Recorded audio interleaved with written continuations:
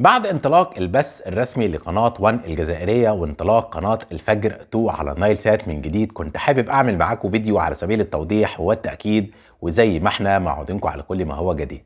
صباحكم فل ومساكم احلى مع محمد حسن HD، وفيديو النهارده على سبيل التوضيح والتأكيد للتردد الخاص بكل قناة على النايل سات، زي قناة الفجر 2 اللي هيتم انطلاقها على النايل سات من جديد، وهيبتدي انطلاق البث الرسمي لقناة 1 الجزائرية اللي تم انطلاقها من أسابيع على النايل سات. فكنت حابب أكون معاكم بفيديو لتوضيح الخاص بكل تردد على النايل سات.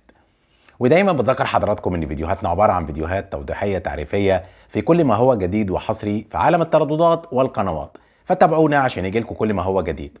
وسريعا كده كان تم انطلاق قناة 1 الجزائرية على النايل سات من أسابيع على تردد 11488 هوريزونتال 27500، وده التردد الثابت والدايم للقناة، وهيتم انطلاق البث الرسمي في نطاق الأيام القليلة القادمة على النايل سات.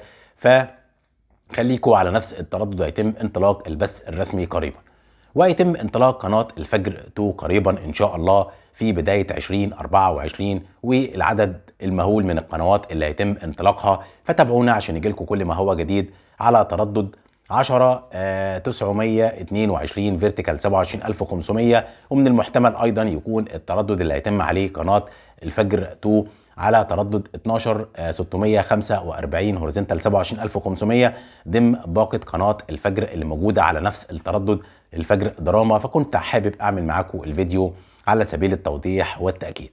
كان معكم منشئ المحتوى الأول في عالم الترددات والقنوات على نايل سات.